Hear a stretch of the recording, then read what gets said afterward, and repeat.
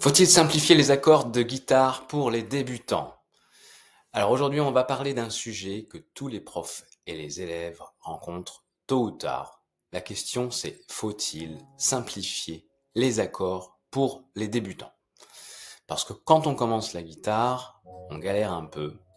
En fait, les doigts ne veulent pas bouger, les cordes frisent, c'est-à-dire qu'elles sonnent mal, les accords sonnent faux parce qu'on se trompe de cordes, et souvent on se dit c'est trop dur, je vais jamais y arriver, ça me saoule. Donc pour ça, il y a une méthode, c'est d'adapter les accords. On peut les simplifier.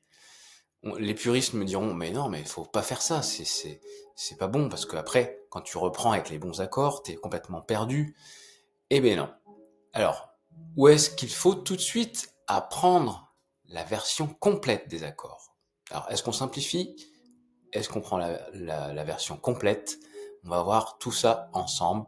Je vais te donner mon avis de prof après plusieurs années d'expérience et des milliers d'élèves de tout âge. J'ai fait plus de 9700 heures de cours. C'est énorme, donc j'ai pu avoir tout ce temps pour me rendre compte de ce qu'il fallait faire. Donc au sommaire aujourd'hui, pourquoi simplifier peut aider? Pourquoi simplifier les accords peut aider? Deuxième point, les dangers de trop simplifier. Troisième point, comment trouver le bon équilibre. Et le quatrième point, la méthode que j'utilise ici à l'atelier musique. Et le cinquième point, ce qu'il faut retenir. Alors, pourquoi simplifier, c'est parfois une bonne idée? Alors, quand on débute, ce qu'il faut avant tout, c'est une première victoire. Si ton élève ou toi-même avez une première victoire à la guitare, ça va vous donner envie de continuer. C'est le moment où l'élève gratte sa guitare et qu'il entend enfin un son qui ressemble à quelque chose, c'est là qu'il se passe quelque chose de magique. Et c'est à ce moment-là que l'élève ou toi-même voulez persister pour continuer. Et souvent, c'est ce qui détermine si tu vas abandonner ou pas. Alors oui, simplifier les accords, c'est essentiel au début. Moi, je simplifie toujours les accords au début. Par exemple, aujourd'hui, j'ai eu Nao, un petit garçon de 7 ans, qui est fan de guitare électrique, il est fan de rock, il chante, il adore chanter, il aime l'anglais. Donc lui, ce qu'il veut, c'est faire des morceaux de rock. Et les morceaux de rock, c'est souvent des accords cinquièmes, c'est pas les plus faciles. Donc là, on a bossé I Want to Break Free avec un mi majeur, un la. Mais il a des petits doigts, une petite main, sur sa guitare, c'est pas facile. Donc on a simplifié, on a fait un mi power chord, un la power chord. Il faut savoir simplifier pour que l'enfant puisse s'amuser. Et pareil, on a fait Highway to Hell de la CDC. Donc ça a été un la power chord, on est descendu en ré, mais en ré crochet, comme ça, d'araignée. On n'a pas fait le ré à 3 doigts. Enfin, on simplifie et après, on rajoute des doigts.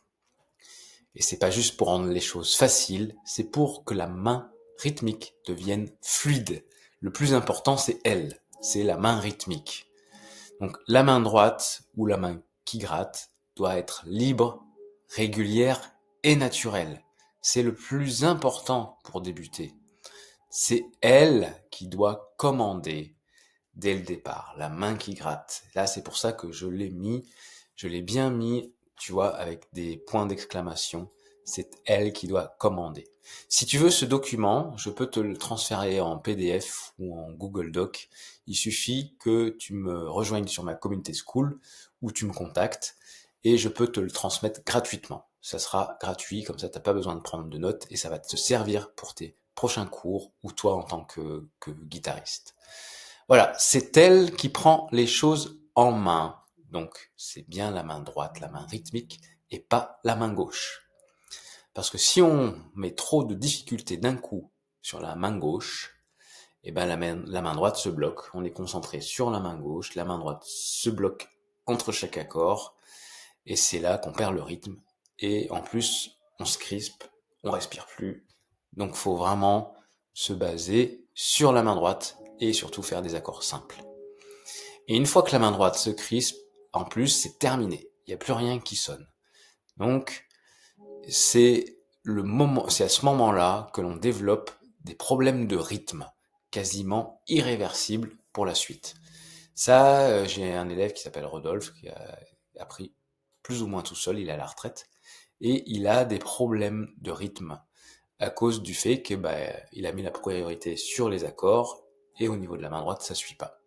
Pour rattraper ça, le seul truc que j'ai trouvé depuis toutes ces années, c'est de jouer de la batterie avec lui et qu'il se focalise sur sa main droite. Bref, ça c'est une autre histoire.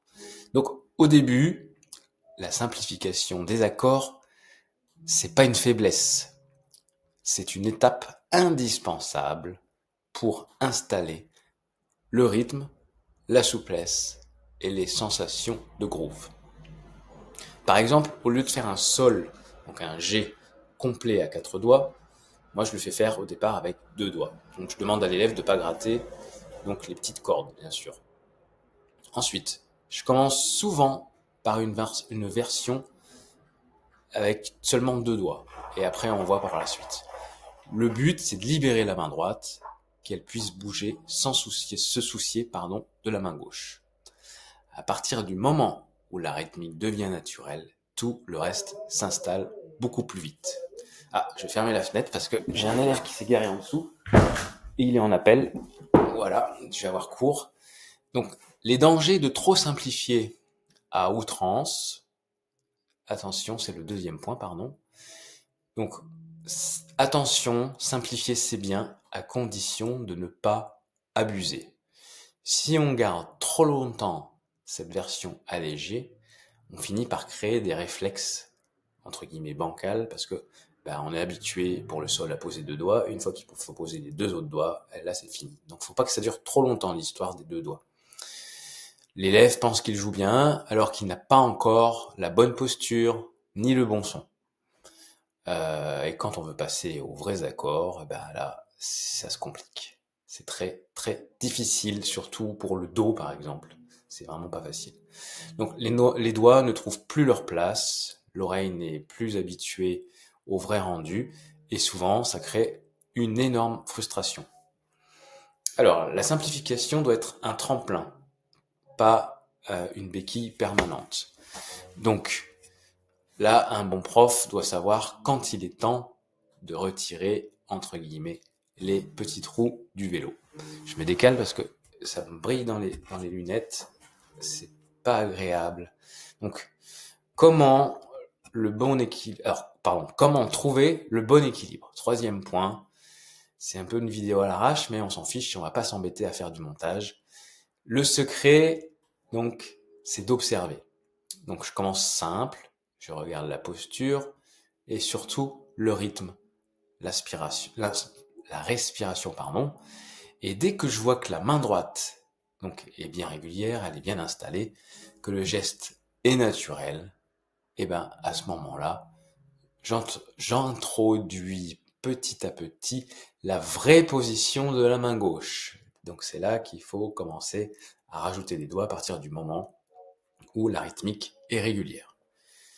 Un Do simplifié devient donc un Do complet.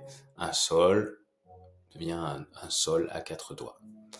Donc, toujours en gardant cette idée, c'est la main rythmique qui commande. Et l'autre va s'adapter. Elle va se poser en fonction de celle-ci qui continue sa gestuelle régulière. Voilà. Donc, le rôle du prof, c'est de sentir ce moment charnière où l'élève est prêt à évoluer. Sans le brusquer, bien sûr. Quatrième point, ma méthode à l'atelier musique.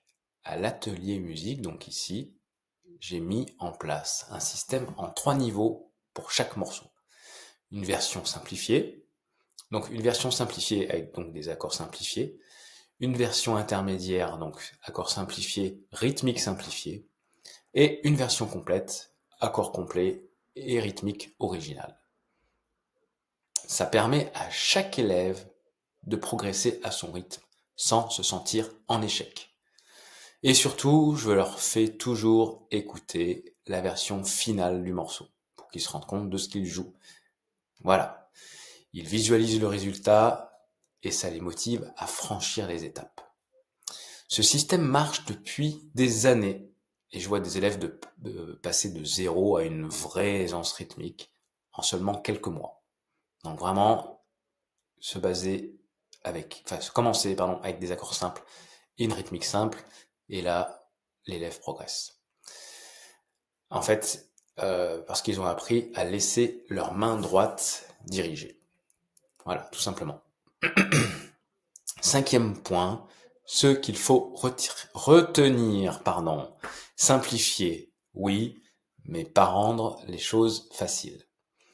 Pour rendre le rythme accessible, la simplification, c'est une stratégie, pas un raccourci. C'est ce qui permet de créer de bonnes bases pour un musicien. Souviens-toi de ça, un bon prof ne cherche pas à tout simplifier, il cherche à faire grandir la maîtrise. Voilà, on en est là. Donc pour les puristes, je cherche pas à tout simplifier, mais à faire grandir la maîtrise au niveau rythmique. Et cette maîtrise commence, comme je viens de le dire, toujours par le rythme. C'est le rythme qui va créer les styles musicaux et la sensibilité du morceau. Conclusion. Alors il faut simplifier les accords pour les débutants, oui, absolument, mais avec un objectif clair. Simplifier, c'est comme construire une rampe de lancement. C'est ce qui permet à l'élève de décoller. Et quand la main droite prend le contrôle, le rythme s'installe et la confiance arrive.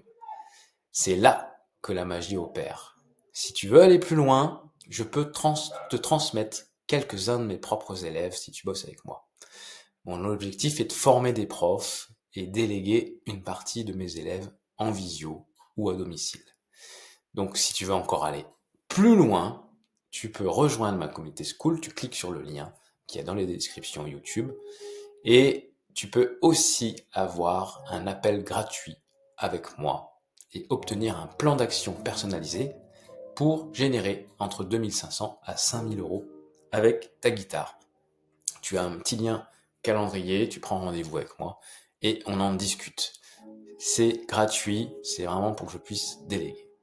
Allez, à très bientôt et je te souhaite bon courage pour ta rentrée, si tu rentres, si tu reprends des cours, si tu cherches des élèves ou si tu prends seulement ta guitare et que tu bosses.